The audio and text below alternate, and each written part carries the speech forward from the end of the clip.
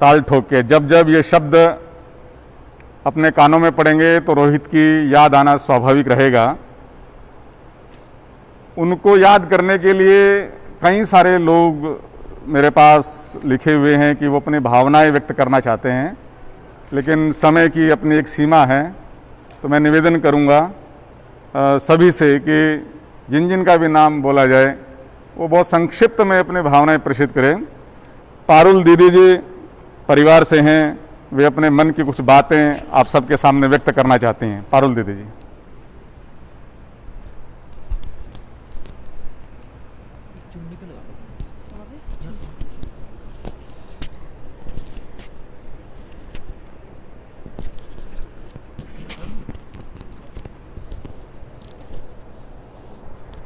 सभी को प्रणाम।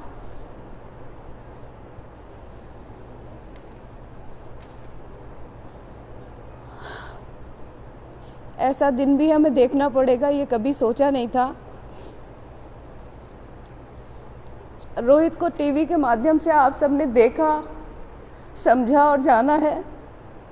वो मेरे परिवार का सदस्य था, इसलिए मैंने उसे और करीब से देखा और उस नाते मैं ये कह सकती हूँ कि इतने छोटे से जीवन में एक पुत्र के रूप में वो सबसे अच्छा बेटा साबित हुआ। एक देवर के रूप में बहुत अच्छा देवर, चाचा के रूप में, पिता के रूप में, पति के रूप में, मेरी छोटी बहन का पति था, उस रूप में जितने रिश्ते उसने निभाए, उस खूबसूरती से, उतने प्यार से रिश्तों को निभाते हुए मैंने किसी को नहीं देखा। मेरे सभी जानने वाले जो रोहित को जानते थे मुझसे अक्सर कहते थे कि मुझे उससे मिलवा दो। मैंने कहा आपने उसको केवल टीवी पर देखा है, जब आप उससे सचमुच मिलेंगे तो उसका व्यक्तित्व भूल नहीं पाएंगे। मुझे लगता है आसमान का सबसे खूबसूरत सितारा ईश्वर ने मेरी बहन की मांग में सजा दिया था।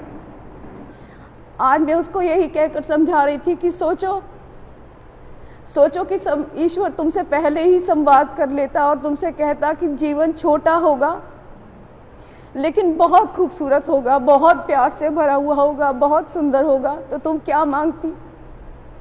उसने कहा मैं यही मांगती। ये अन्याय ईश्वर ने जरूर किया है, लेकिन ईश्वर के लिखे के आगे हम सब असहाय हैं।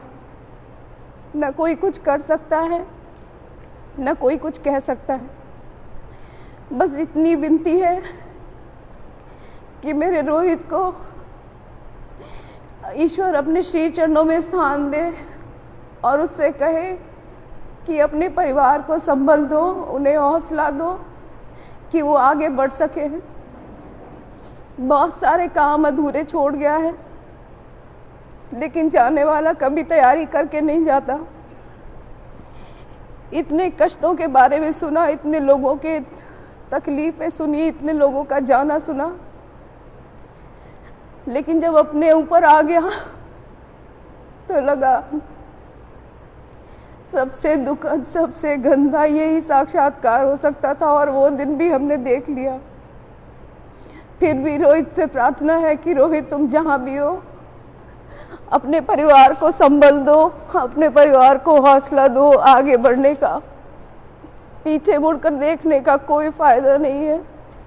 हे ईश्वर उसे अपने पैरों में, अपने सदगदी में स्थान दे और उसके परिवार को हौसला दे।